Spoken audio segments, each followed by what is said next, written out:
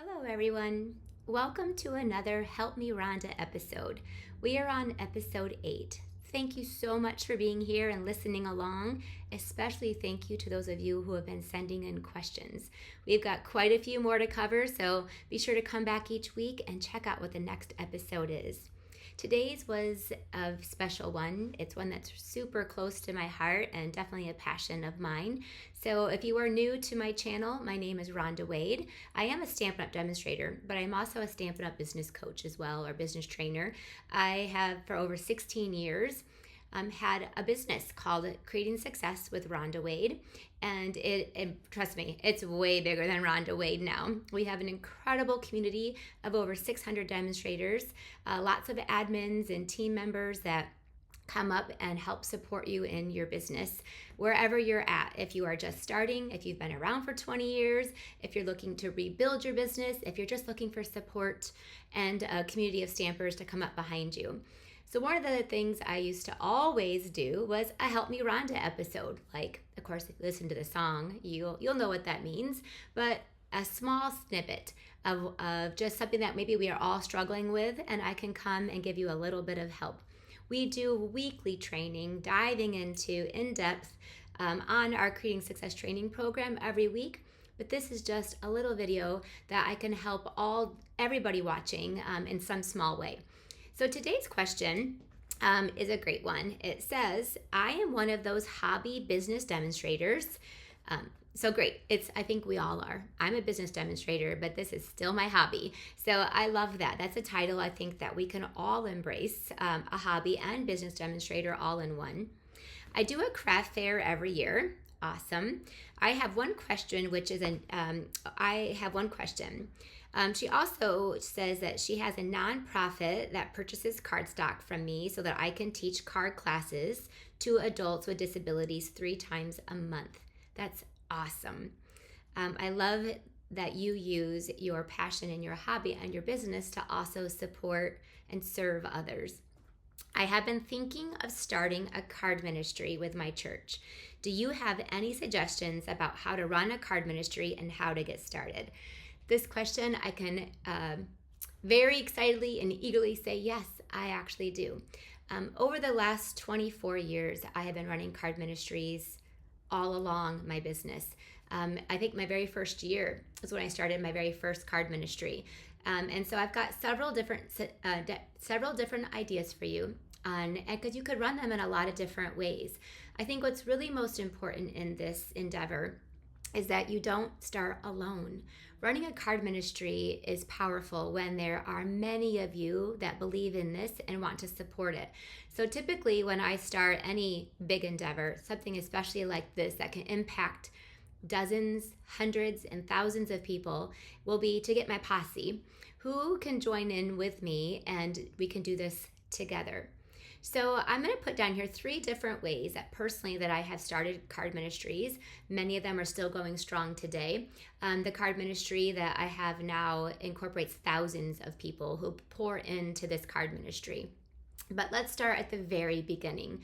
So the first one that I'm going to teach you is how to actually, you need to partner with somebody who needs your cards, right? Everyone needs our cards. Millions of people who need our cards, our support, our love, our prayers, our encouragement, our hope. And so we need to tap into a place where that is going to help you to facilitate the admin side of things. So the first one was my church. When I started making cards, obviously I fell in love, and I was making more cards than I could even begin to send. I had friends that were making cards, and a lot of us belonged to the same church. So I actually approached my church and said, do you have, I know that they would send birthday cards to their shut-ins. And so I offered to take over that and provide the cards. Because we all know a handmade card is so much more powerful than a store-bought one. So, but that was just the beginning. I said I would also love to take prayer requests or be able to just send cards for no reason at all. So my church helped me to facilitate this. They had a budget that they gave to me to be able to help pay for expenses and postage. It didn't cover all of it, but I saw the expenses as a part of my donations, as a part of my tithing, as a part of my serving as well. I couldn't show up every Sunday in the child's wing, nor they probably wouldn't want me in there. I might end up sticking one in a corner or something, but I could run a card ministry powerfully. So I think we all have callings as to where we are meant to serve the world, to serve our church, to serve our people. And this was definitely and is definitely my calling.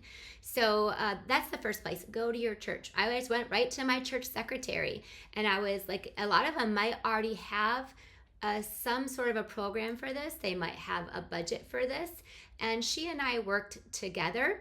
But I did take that over, and I did eventually have to get help because it kept growing and growing and growing. We then started to incorporate our women's group, and we would get together and make the cards for, every month we got together and made cards that we would use all month long. Eventually that grew so much, and I got so many helpers that I turned it over to them to maintain it as my own personal business was growing. But this ministry stayed in place for many, many, many years. The second one then was we started another ministry through a different church. I went to Bible study there, so I had multiple places that I was going to, but this was a Bible study group. And again, we did some fellowship with card making, and again, I approached our pastor's wife, who also ran like a program within the church about, caring, like a caring ministry. And I went to her and said, I would love to bring a card ministry to our church and our church family, and anybody at all. And so she loved this idea, obviously, but how do you execute it? So what we did there was we actually had a kiosk at the church that was full of cards, and my job in all of this was just to keep the kiosk full of cards. And it was thinking of you, encouragement, birthdays, any cards at all. And then anybody could take a card and mail it to somebody else. And then also we had people within our Bible study group who helped collect prayer requests and addresses for people who would need that pick-me-up.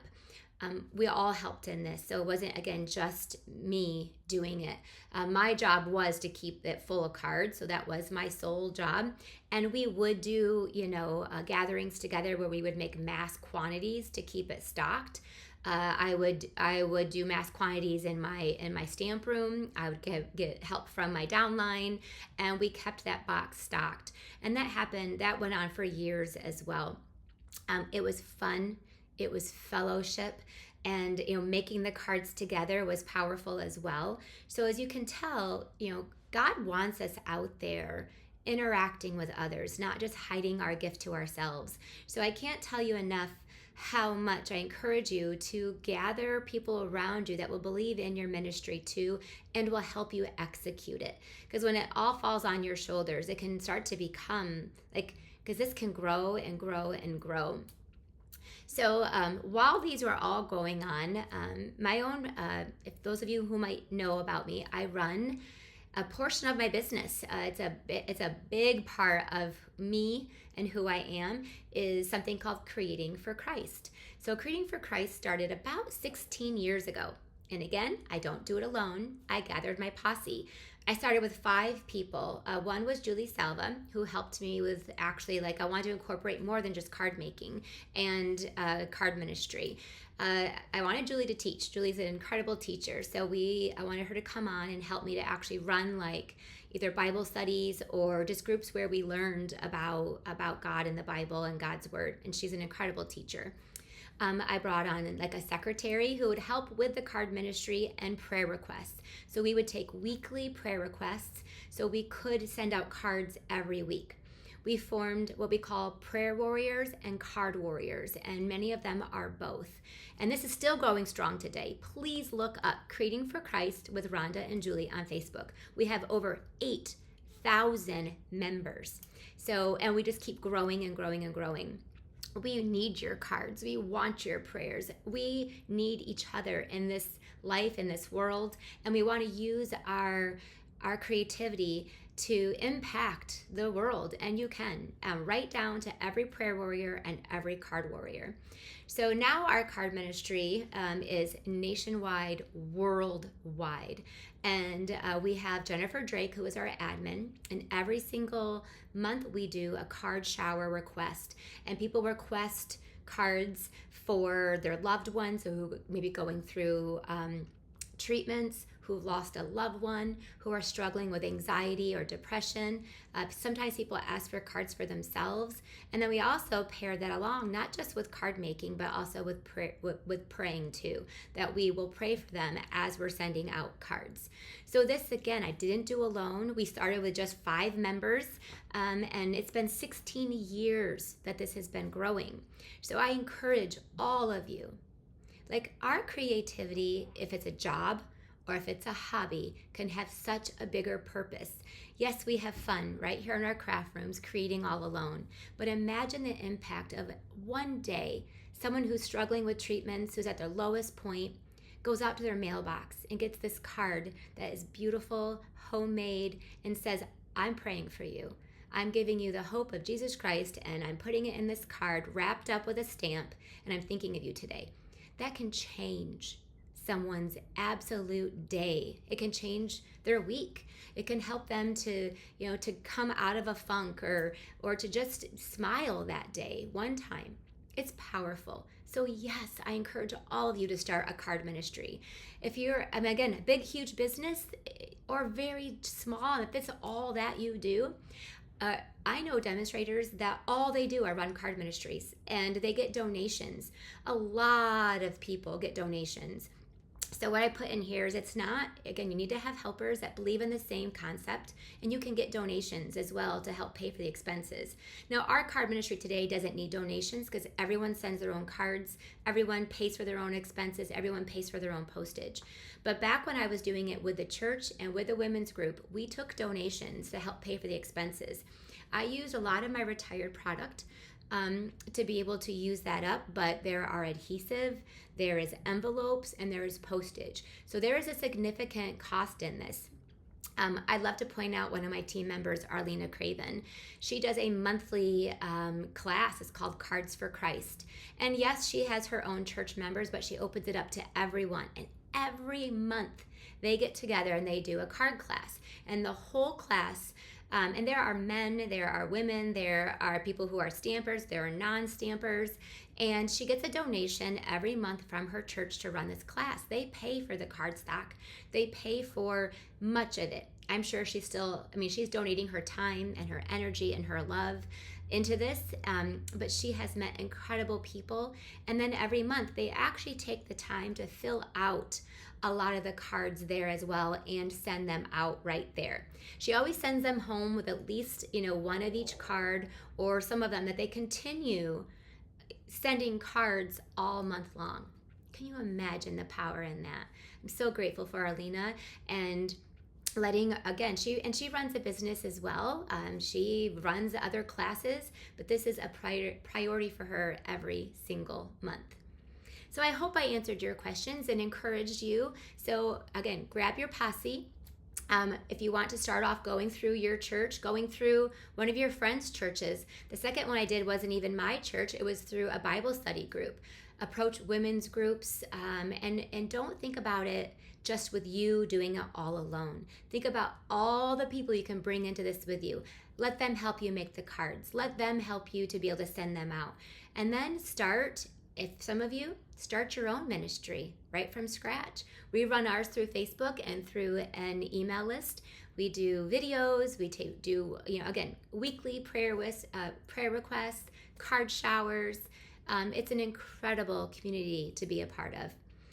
All right, thank you for that question. I would love to hear from all of you that maybe, do you run a card ministry already? Let us know. How do you run yours? I know I've trained on this before many times and talked about it many times, and I love hearing the stories of how you run your card ministries. Again, if you have any questions that you'd like to ask me, in this description is a link to two links.